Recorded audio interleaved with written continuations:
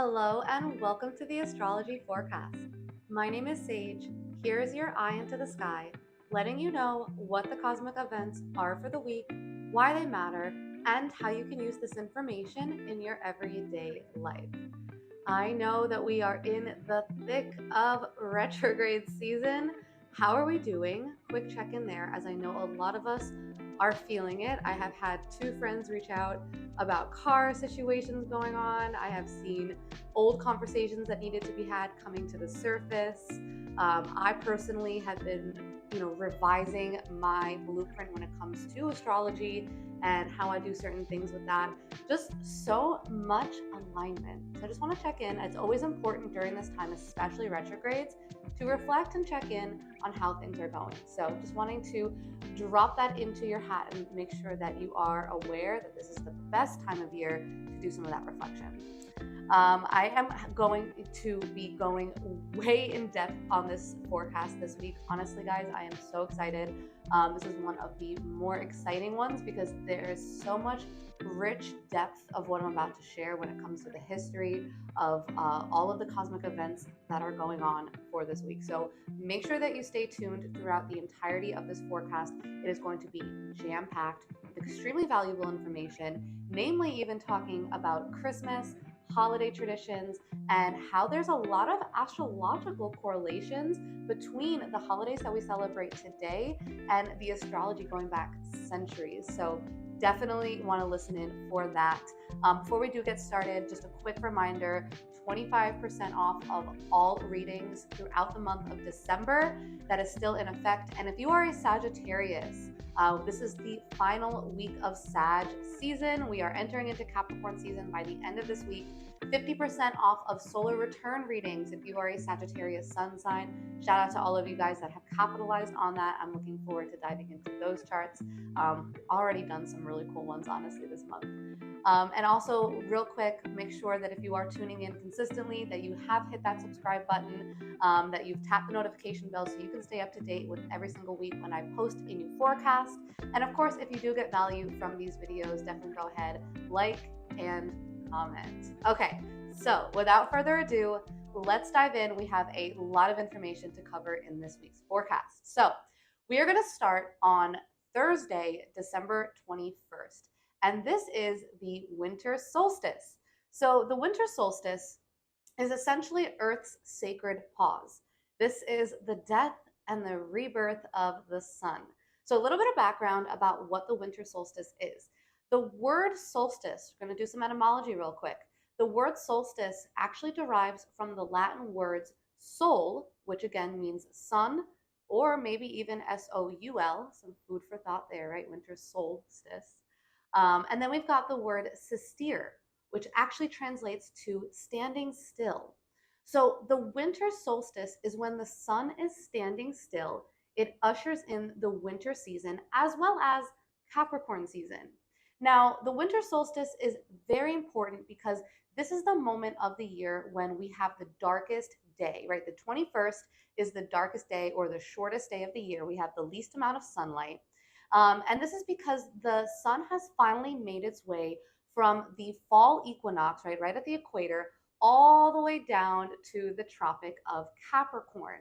When this happens, we reach the solstice where the sun is actually going to stay for 3 days in a period of darkness. It will remain at the Tropic of Capricorn before re-emerging on Christmas. Actually, the 25th is the day that the sun reappears. It's that triumphant day that we celebrate the birth of the sun coming back. A lot of connotations there. Yes, we will get into that. And this is why we celebrate the solstice, because the solstice actually has a lot of rich history. In fact, many years ago, I'm talking like centuries ago, before we had modern day Christmas, we actually would celebrate the solstice, and that was the major holiday in December. So what a lot of people don't know is that before we had Christmas, we actually had a Roman pagan celebration called Saturnalia. Now, Saturnalia was a 7-day Roman holiday festival to celebrate the god Saturn, which is also the 7th planet in our solar system. Also correlates with the end of the year or the end of the visible solar system, which Saturn represents that boundary. So this was a 7-day festival. It began on December 17th. It lasted all the way until the 23rd. It did get extended till the 25th. This came about later when we, were having more leaders, such as like Julius and different people that came into power, that did extend that. But what's really interesting about this Saturnalia, festival was how much it was celebrated and how much those celebrations have actually translated to current day, modern day holiday traditions and celebrations. Now, what's cool about this, there's two ways that this was really celebrated, right? Two ways that Saturnalia was celebrated. And this was kind of both of these were celebrated simultaneously. First is we had the darkest days of the year, which in old times people used to look at that as an opportunity to connect with the dead, to connect with those on the other side.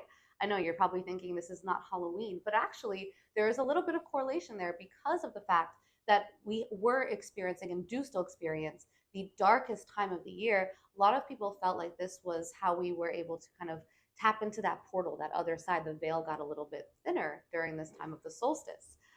So that's really interesting to note, especially if you consider that the first major Christmas movie, the movie that really made Christmas become more widespread embraced, was Charles Dickens' Christmas Carol, which features the ghost of Christmas past, right? Scrooge. And this was not that long ago. This was in the 1800s. Fun fact, Christmas wasn't even declared a legal US holiday until 1870. So this is fairly recent that we celebrate Christmas. And yes, it does derive from Christian, religion and Constantine, which again, I'm not going to go into a full history lesson here, but I would encourage you to Google it and do your own research if you are interested because it's fascinating. So that is one way is that we really, would connect with the other side. The other way that people celebrated Saturnalia is debauchery. Interestingly enough, this was a time of like gambling. Everything came to a stop. All business came to a stop. All schools, everything, which is very similar to how we do things today with Christmas. As we know, the week of Christmas, everything kind of shuts down. And Saturn is, of course, the planet of slowing down and stopping, right? Boundaries. No coincidences.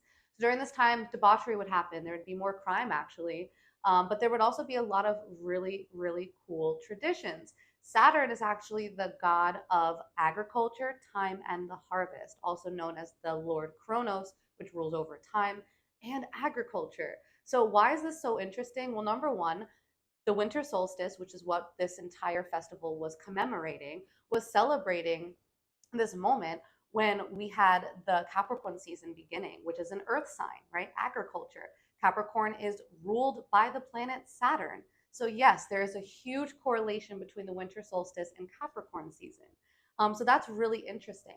On top of that, Saturn being the god of agriculture, this was the moment when people, society, civilizations, dating back again, this is hundreds of thousands of years ago, they would want to basically bring in good fortune when it came to their crops, right? The coming spring season when everything was going to be coming into light. Again, the sun is now coming back up and rising, so that way we are gaining more sunlight.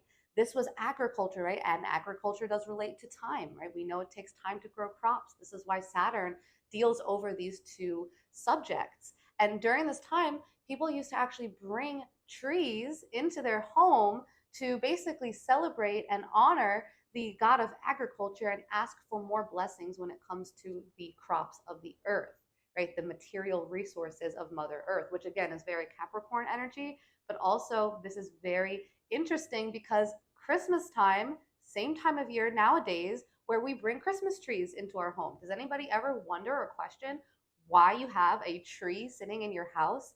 Not only is it sitting in your house, but what do you put on a Christmas tree? Lights, right? We hang lights on the tree, we hang them on our homes. You see a lot more lights. There's literally light displays during this time of year. Why is that? Well, again, winter solstice, darkest time of the year. A lot of historians say that this is because people had to bring in more candles and light during this time because it was so much darker than usual. Also, we were celebrating the sun and the death and rebirth of the sun. So we were essentially celebrating the light. And yes, of course, years later, when Christian religion really came into being and, it became the dominating religion, This is how it gets translated over to Christianity. Jesus being the light, the Son of God, being born on Christmas Day, right? The same day that the sun reappears, this very triumphant day where the sun reappears and begins rising in the sky and then making its trek up to the Tropic of Cancer, where we will have the summer solstice in June. So very, very interesting to note the correlations and the really cool way that Saturnalia, this Saturn festival that was very popular for a very long time, how that has now, still maintained in some ways. And to this day, we still hold on to a lot of these Christmas traditions, which are actually rooted in these astrological festivals. So really cool note on the winter solstice. And also a really great day to go more inward, being that it is the darkest day. It's a great time for reflection. We are in the midst of the Mercury retrograde. So take advantage on Thursday of this more solemn energy, and really go inward, because that's literally what's going on within our universe. All right, so let's transition into the second cosmic event for this week, which is also happening in correlation with the winter solstice on Thursday, December 21st. This is the sun entering into the sign of Capricorn. Happy solar return to all my Capricorns out there, myself included. My birthday is actually the day after Christmas. More on that next week, as it is a very potent full moon day. But Capricorn energy, we're going to dive into all about Capricorn for this next segment. So Capricorn is a cardinal earth sign. It is ruled by the planet Saturn, and it is represented by the goat. Now, we're actually going to talk about the different variations of the goat, as there's actually more than one that most people don't realize. So Capricorn, the word Capricorn in Latin actually is Capricornus, which translates to horned goat. So yes, the word itself actually relates to the animal that it represents, that totem, which is really interesting as we dive deeper into the understanding behind the goat and why it's so aligned with the Capricorn energy and the archetype. So Capricorn being an earth sign, cardinal earth, this is the first earth sign, right? This is the sign that basically begins the earth element. Now, Capricorn season comes after Sagittarius season. So let's look at that really quickly, because it's very important to see how one sign leads into the next and how these two energies kind of balance each other out. So Sagittarius season, of course, is fire, right? This is fire expanded to get the biggest perspective possible, right? As much experience, depth, and wisdom as it can find. Sagittarius is all about dreaming big, being adventurous, saying yes, and having that more positive, optimistic outlook, almost to a fault, right? Just saying yes, yes, yes, yes, yes, without even really considering if it makes sense and if it's pragmatic enough to actually have it get done. Now, that is Sagittarius. It's excellent for dream building, brainstorming, and just overall thinking big. But then we transition into Capricorn season. Now, again, not only including everything I just discussed about the winter solstice and the darkness of that time, but Capricorn season is also the earth energy that we need to follow up from the Sagittarius fire. This is always the case in astrology, that earth signs follow after fire signs. And that's because after that inspiration, that spark, that ignition that the fire sign brings us, we have to bring that down to the earth, right? Ground it into reality and see how realistically, whatever this dream is, how can it actually get done, right? While Sagittarius is the why, Capricorn is the what. And fairly enough, we need to know the why first before we can dive into the practicalities of how it's actually going to get done and what needs to get done. We need to know why we're doing it. So that's the reason why we have Sagittarius to begin this new portion of the zodiac, the last 4 signs of the zodiac, also known as the more universal signs, right? They deal with more universal concepts. Now, Capricorn is, of course, represented by the mountain goat, which we are going to discuss that because it's very important to understand kind of how this correlates, right? And, actually, I'm going to dive into it now before I get into the rest. So what we're going to do right now is look at the actual symbol for Capricorn. Now, this is the symbol or the glyph, if you want to call it that, which is the technical term in astrology. And basically what this represents, we have the horned goat right here, right? This is the horn of the goat. And then at the bottom, we have the tail of a dolphin. So while many people think, and you usually correlate the mountain goat to the Capricorn sign, it's actually the sea goat that Capricorn really embodies. And that's actually the animal that Capricorn is related to, is the sea goat. Capricorn's a feminine sign, right? It deals with the earthly principles. The earth is more yin based, it's feminine, it's receptive. A lot of people look at Capricorn and they think, oh, this is that, boss energy. It's more masculine, right? It's at the top. Most of the time, bosses are men and they're at the top. But that's not the case here. And there's a lot of really interesting paradigms that can be shifted when we understand more about Capricorn, because Capricorn is actually feminine energy.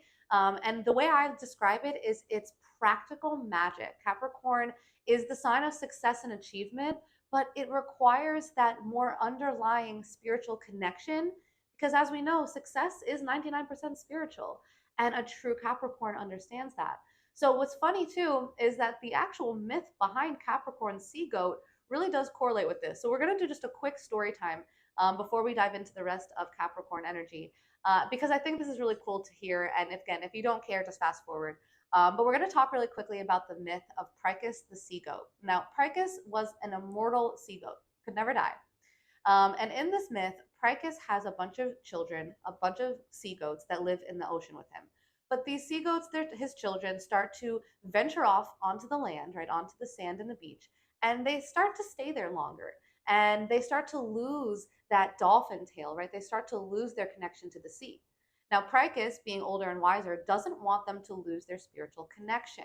So he decides to go to Saturn, or AKA Kronos, the Lord of Time, and ask if he can reverse time so that Pricus can go back and warn his children to stay off of the land before they lose their connection to the sea. And then they will just simply become land creatures without that spiritual depth.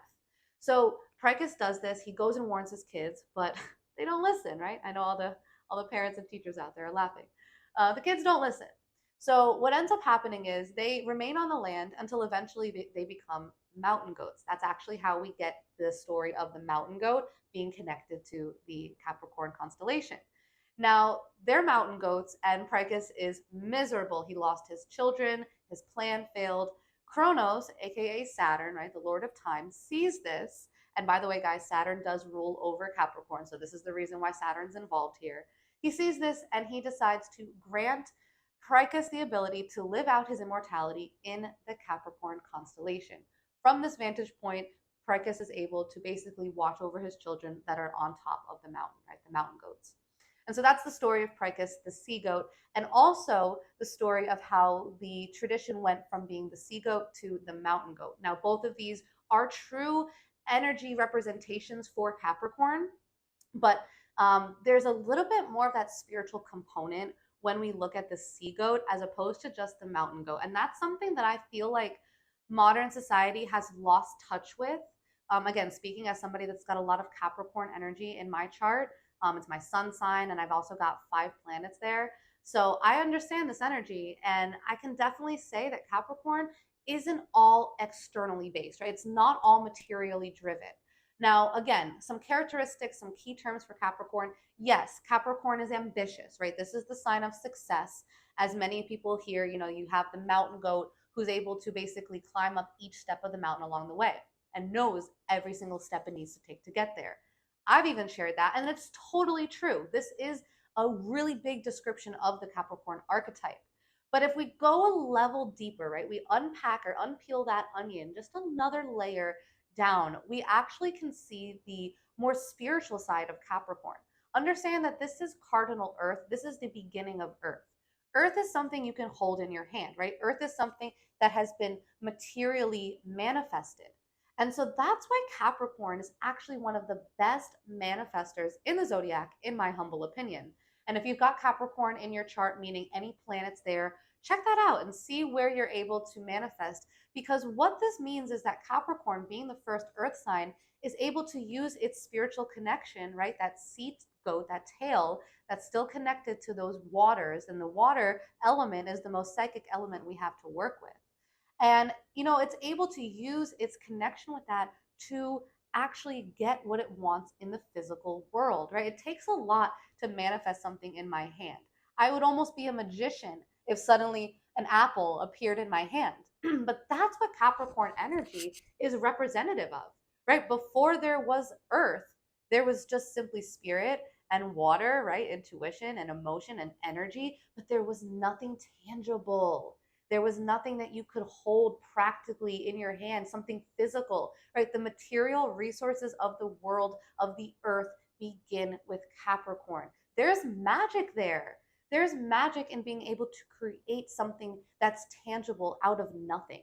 And that's the power, that's the spiritual power that Capricorn energy has. This is why Capricorns are the builders of the zodiac, is because Capricorn understands what it takes to bring something from its more energetic form, right? Its thought form, its spirit form, and bring it into material form. That takes a lot, right? That's why, even if you look at women, right? That's why Capricorn, again, is a feminine sign. Women do this by when we have children, right? You're bringing something from spirit into physical form. And so that's why Capricorn energy is so dope and so great to understand more about, because yes, there's a lot of material connection that Capricorn has. Capricorn, if you're not an evolved Capricorn, and I'm going to finish off with this point, evolved Capricorn versus unevolved Capricorn, right? We'll start actually with the unevolved Capricorn, finish off with the evolved. The unevolved Capricorn is going to be the energy archetype of ruthlessness, right? Getting to the top, that CEO boss energy that says, I'm going to get there, I'm going to reach the top, I'm going to get to my destination, and I don't really care who I have to step over in order to do so, right? That's the energy behind Capricorn. If you have a Capricorn placement in your chart that hasn't been quite evolved, that maybe you're not really tapping into as much, this is a part of our personality or of our life that we might find that we are a bit more ruthless in, that we have no problem stepping over people or situations in order to get where we have to go. So there's a coldness here. Again, it's ruled by Saturn, the planet of, again, coldness. It's one of the colder planets, especially in traditional astrology. It's the coldest because it's the furthest from the sun. So there's that coldness to Capricorn, that boss energy. It's kind of like the boss that nobody likes, right? That's the unevolved Capricorn.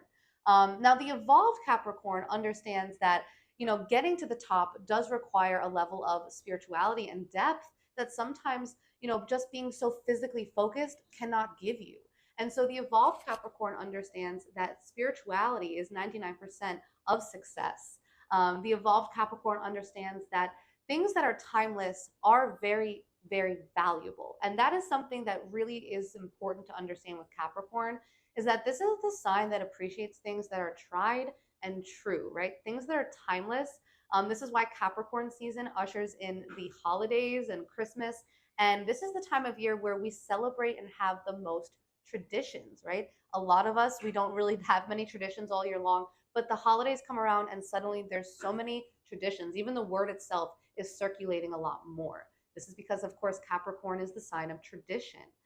Capricorn is kind of like the little black dress of the zodiac, right? It's that one thing that you can rely upon that will stand the test of time. Again, Capricorn is ruled by the planet that is all about time, right? Saturn is the lord of time.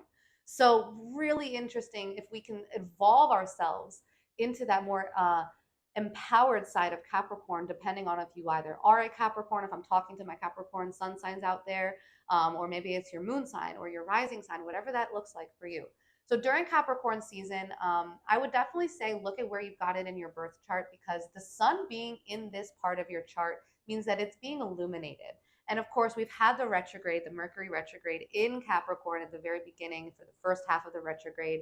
Actually, as we transition to the Capricorn season where the sun enters Capricorn is actually when Mercury leaves it, which I'm about to discuss next. So, but again, big recommendation here. Check out where you've got Capricorn. Look at where you're a good builder. Look at where you're more motivated to achieve and have success and have that ambitious spirit that gets you to the top. And this is also an area of life that you might be very good at manifesting in if you're able to tap into the both material and spiritual side of manifestation. All right, so moving on to the last two cosmic events of this week. The third one happening the day after the winter solstice, the beginning of Capricorn season. This is Friday, December 22nd. We have a Sun Mercury CAZIMI. Now, it's interesting because this week, it feels like the themes associated with this week are basically looking at that contrast between light and dark. This is because the beginning of this week, and honestly, all of the last week we've had, it's been a lot more of that darkness energy. The retrograde really turned the energy inward. The solstice is, of course, representative of the darkest time of year. And then we also have this CAZIMI. Now, refresher, CAZIMI means at the heart of the sun.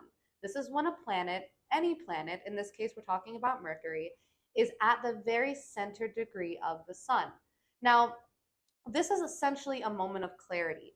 And this is actually occurring at the halfway point of the retrograde. So we've been experiencing Mercury retrograde ever since December 13th. And now on the 22nd, while Mercury has been in Capricorn this whole time, it reaches the very center point of the sun on the first day of Capricorn season. So we're literally at 0 degrees Capricorn, and we have this CAZIMI. This is the last moment of Mercury being retrograde in Capricorn before it transitions to Sagittarius. Now, again, CAZIMIs are a time when things get illuminated. The sun is our light source in our solar system. When a planet moves in front of the sun essentially illuminates that planet's themes. Now, in this case, Mercury is all about communication and intellect and how we learn, how we talk. It deals with our day-to-day stuff, like, again, the appointments we make, the errands we run, the people that we see, even the technology that we use on a day-to-day basis. Now, Mercury in retrograde, of course, is all of a sudden slowing all that down and really turning things upside down and making it really wacky and really chaotic during this time. Now, the CAZIMI comes in as really this beautiful moment of clarity. Now, oftentimes during retrogrades, we're dealing with some sort of circumstance or problem or situation that needs resolution, that needs solving. We might be having to think back on things that helped in the past, so, tactics, strategies that worked before. We might be, having to have conversations with people that we haven't had to have conversations with in a long time. This is a lot of the characteristics of Mercury retrograde overall. Now, we have this CAZIMI happening at a pivot point in this retrograde cycle. The midway point, the halfway point, we've been working for this last week and a half. You could even say last couple weeks if you include the pre-shadow. And all of a sudden we get to this shift moment, this pivot point moment where Mercury goes right into the heart of the sun, and it's like, bam, the solution is here. The answer is here. The way I see this is like the darkness of the solstice brings in that really dark, reflective energy. And out of that reflective energy, that darkness, comes the light. It's like a light bulb moment when you close your eyes. Maybe if you meditate, you understand, or even when you go to sleep at night, you close your eyes, you enter into that darker space, and out of that comes illumination, right? It comes a light bulb, which is why we use the light bulb as a symbol for an idea or a thought, because it's that spark of our mind being like, aha, it's an aha moment, right? I got it. I figured it out. So take this as your reminder and as a hopefully a good a piece of information, you could say, to know that even if you've been dealing with some situations that have been causing you some panic or disarray or heartache or chaos or frustration, that the solution might very well come into light for us, into our conscious thinking light awareness on the 22nd, just a couple days before Christmas and that full moon, right? The moon is also growing in light during this time. Our emotions are building up to the full moon in Cancer, which is, of course, the sign of the moon. So a lot of emotional energy, a lot of light energy, especially in the midst of the darkest period of the year. Very interesting how we have these light moments, these almost these flashes of brilliance that remind us of what can be possible, what can be done, what solutions are available to us. So this is really beautiful to note, especially if you look at your Capricorn house in your chart. You're going to hear me saying this again because it's really important to note if you've been struggling with a certain area of your life, and if that is the Capricorn area of your life in your chart, that knowing that on the 22nd, this is more than likely going to be the moment where that energy gets broken up, where things come into light. This can be good things or maybe not so good things, right? We might get information that kind of freaks us out, but that's okay because it's also giving us the clarity and the awareness that we need. Interesting that we actually began 2023 with a Mercury in Capricorn retrograde, and now we're closing out the year in that same fashion. So you might even find that looking back, Some of the same situations that came up for you at the beginning of 2023 are kind of rounding out the year towards this last chunk of the year. So that is that Mercury Sun CAZIMI. Again, it is happening on the 22nd at 0 degrees of Capricorn. All right, last but not least, let's dive into the final cosmic event of this week. This is the fourth major event we're having. This is occurring on Saturday, December 23rd. It is involving Mercury still, the Mercury retrograde, and this is when Mercury retrograde re-enters the sign of Sagittarius. So this is the day that we leave behind the Mercury in Capricorn retrograde energy. Again, that CAZIMI really is that culminating point. And then from that point forward, we have a major energetic reset when it comes to this retrograde. So Sagittarius, again, being a fire sign, thinking back on everything I recently shared about Sagittarius season and how it lends itself to Capricorn season, we're actually going backwards now. So we've been spending the last week and a half or so, the very beginning portion of this retrograde, dealing with Mercury and Capricorn themes, right? Looking over the blueprint, figuring out where we need more structure, deciding what is timeless and true and what is a waste. And so there might have been a lot of dealing with the practicalities, the pragmatics behind things. Now that Mercury re-enters Sagittarius, it's kind of giving us that spark once again to go back on why it is we're doing what we're doing. You know, Capricorn, when Mercury was in it, when in Capricorn, we were really looking at the details, the what, the how is this getting done, what needs to get done. Now we go back into Mercury being in Sag once again, and it's like, okay, but let me remind myself, let me just pause again. Again, it's the retrograde, right? Let me pause and remind myself as to why I'm doing this in the first place. Why did this project excite me to begin with? You know, Sagittarius is that excitable, fun loving, optimistic energy. Mercury being here means that we're getting a bit more excited. That desire for discovery is reignited. The flame has been sparked yet again. A lot of the conversations, the topics, the situations that were going on for you between November 25th all the way up until December 1st, you might find that those same topics and conversations are rearing back up for you to deal with. Again, retrogrades bring us closure. They help us to sort out old situations. Any conversation that was left on red, I guarantee during the retrograde, you're going to have to go back to that conversation, say, sorry, my bad, I didn't respond to this, and handle that conversation, right? You can't ignore things during a retrograde. You definitely can't ignore them when it's in correlation with a full moon, which is also happening just 3 days after Mercury re-enters Sag. So a lot of potent cosmic energy that's forcing us to confront things and also to look back on things.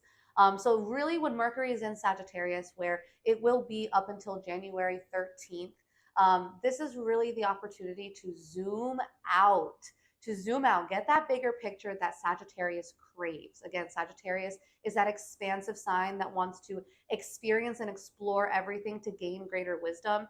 You might find that you're going back again on what your belief systems are. What is your philosophy behind life or whatever projects and relationships you find yourself a part of?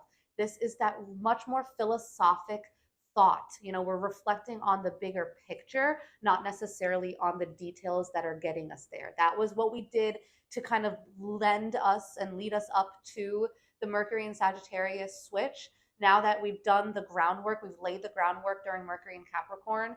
Now it goes back to Sagittarius to remind us of our why, to reignite that excitement, that desire, that passion. And that's going to bring us all through into the new year and into the beginning of January. So we're really going to be feeling that excitement and that desire to expand and explore our beliefs, our mindset, the way we do things.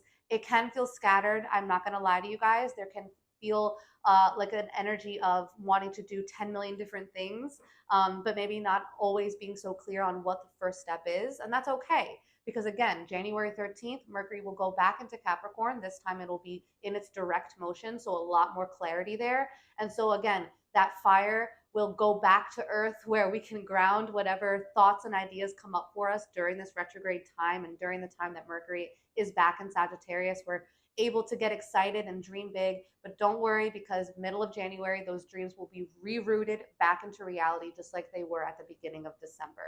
So a lot of energy this week, guys. I know this was a lot of information to receive. And so I really encourage you to marinate on everything that, was shared here today. If it resonates, amazing. If you have any questions, maybe you want to dive deeper into your own chart, again, birth chart reading, solar return reading, couples reading, monthly forecast, personal readings, all 25% off until December 31st.